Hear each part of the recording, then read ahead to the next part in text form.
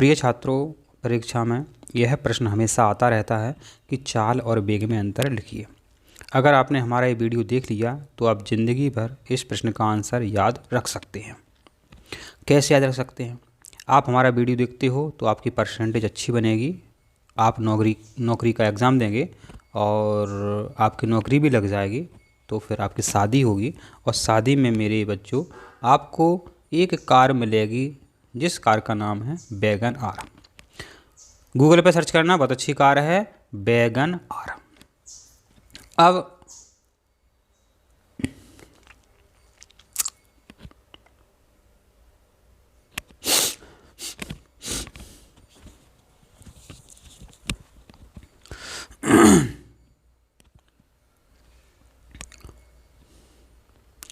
प्रिय छात्रों, यह प्रश्न परीक्षा में हर साल आता रहता है कि चाल और वेग में अंतर लिखिए। तो कैसे लिखना है? आप कॉपी में लिख देंगे चाल और वेग में प्रमुख अंतर निम्नलिखित हैं, और आप एक तरफ चाल और एक तरफ वेग का आंसर लिखेंगे। आप कहोगे सर ये आपने कार हमें क्यों दिखा रहे हो? तो पूरा उत्तर जो है आपको इस कार से ही हम सिखा देंगे।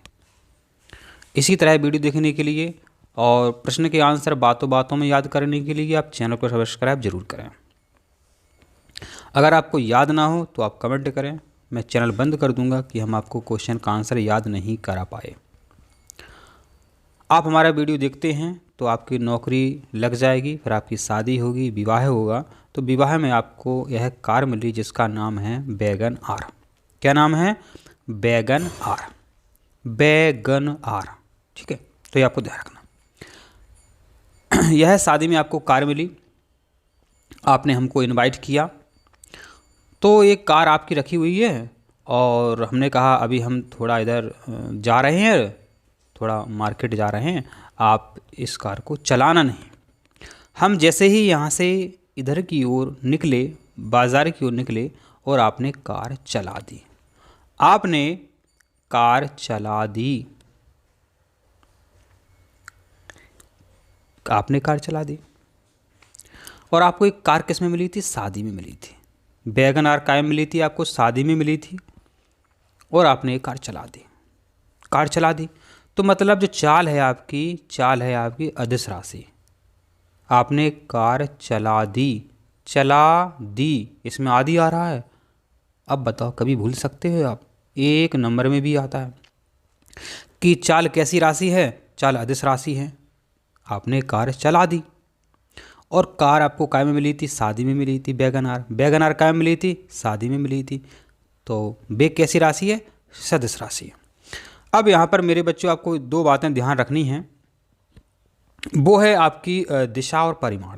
दिशा और परिमाण। गति चैप्टर समझने के लिए आपको दिशा और परिमाण याद रखना है। या तो दिशा की आवश्यकता होगी या परिमाण की, या दोनों में से एक की, या दोनों की। किस में किसकी आवश्यकता होगी वो आप हम पर छोड़ दो, कोई दिक्कत नहीं है। तो पहला पॉइंट आप समझ गए। अब दूसरा पॉइंट देखते हैं। गतिमान वस्तु की चाल शून्य नहीं हो सकती है। इधर देखें, गतिमान वस्तु का वेग शून्य हो सकता है। अब वेग क्या है? तो जब हम यहाँ से यहाँ गए थे तो आपने कार चला दी, तो यहाँ से हम बिल्कुल ऐसे ऐसे जा रहे थे, एक चाल से जा रहे थे हम। लेकिन हमने जैसे गाड़ी की आवाज़ सुनी, हम तुरंत यहाँ भागते हुए आए। यहाँ कुछ लड़के मिले, क्यों भाग रहे हो? तो हम थोड़ा रुक गए, फिर तेज़ भागते हुए आए। फिर कुछ लड़के मिल गए, क्यों भाग रहे हो? फिर हम थोड़ा रुक गए समझाने के लिए, फिर तुरंत भागते हुए आए। तो हम जब एकदम तुरंत भाग रहे हैं ना, उसे बोलते हैं वेग। उसे बोलते हैं वेग। तुरंत भाग रहा है, एकदम रफ्तार पकड़ रहा है। जैसे आप भागते हो, शुरुआत में तो आप भागते हो, माने आप में वेग आ जाता है, लेकिन क्या एकदम वही रफ्तार और अब में बढ़ती रहती है? नहीं। एक समय बाद क्या है, एक आप समान चाल से चलते हो, लेकिन शुरुआत में आपका वेग तेज रहता है, माने एकदम तेज भागना, माने एकदम अपनी रफ्तार बढ़ाना, वो है वेग।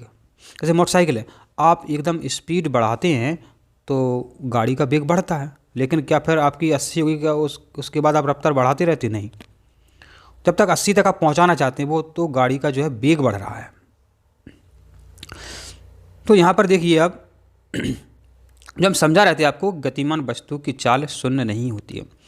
माने यहाँ से हम चल रहे थे तो हम गतिमान थे, तो हमारी चाल यहाँ पर कहीं भी शून्य नहीं थी, कहीं भी शून्य नहीं थी। लेकिन जैसे ही गाड़ी आपने चला दी थी तो यहाँ लिखा है गतिमान वस्तु का वेग शून्य हो सकता है। तो यहाँ से देखिए, यहाँ आप कुछ लड़के मिल गए थे, तो यहाँ भागते हुए आए एकदम, आप कोई लड़के मिल गए तो हमें रुक गए, तो हमारा वेग तो शून्य हो गया। फिर भागे हम, फिर यहाँ कोई लड़के मिल गए, फिर हमारा वेग शून्य हो गया। तो माने जो गतिमान वस्तु है उसका वेग शून्य हो सकता है, ठीक है, लेकिन गतिमान वस्तु की चाल जो है शून्य नहीं हो सकती है। तीसरा पॉइंट क्या है, दूरी में परिवर्तन की दर को चाल कहते हैं। माने जब दूरी ज़्यादा होगी तो चाल ज़्यादा होगी, दूरी कम होगी तो चाल कम होगी। तो दूरी में परिवर्तन की दर को क्या कहते हैं, चाल कहते हैं। अब यहाँ लिखा है कि विस्थापन में परिवर्तन की दर को वेग कहते हैं। विस्थापन में परिवर्तन की दर को क्या कहते हैं, वेग कहते हैं। 1 नंबर में भी आता है आपका और 2 नंबर में भी आता है। पूछते हैं वेग किसे कहते हैं, तो लिख देना विस्थापन में परिवर्तन की दर को वेग कहते हैं। विस्थापन माने आप हम यहाँ से यहाँ भागे थे, फिर यहाँ से यहाँ भागे थे, ये क्या हो रहा है, विस्थापन हो रहा है। चौथा पॉइंट देखते हैं, इसे व्यक्त करने के लिए केवल परिमाण की आवश्यकता होती है। हमने कहा था कि आपको 2 बातें याद रखनी हैं, दिशा और परिमाण।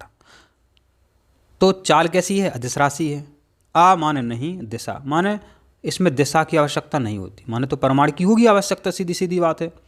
तो इसे व्यक्त करने के लिए केवल परिमाण की आवश्यकता होती है। यहाँ देखो, इसे व्यक्त करने के लिए परिमाण एवं दिशा दोनों की आवश्यकता होती है। यहाँ क्या लिखा, सदिश माने दिशा सहित, दिशा सहित, सामान्य सहित, दिशा सहित। तो इसमें परिमाण और दिशा की आवश्यकता होती है। दिशा सहित, परिमाण की तो आवश्यकता है ही, तो इसमें सा लिखा है सदिश, तो इसमें वेग और मतलब वेग में दिशा और परिमाण दोनों की आवश्यकता होती है। तो आशा करते हैं आपको हमने प्रश्न समझाया है और आपको आंसर समझ में आया है। आप इसी तरह सभी प्रश्नों के आंसर याद करने के लिए चैनल को सब्सक्राइब जरूर करें, वीडियो को लाइक करें। स्वस्थ रहें और खुश रहें।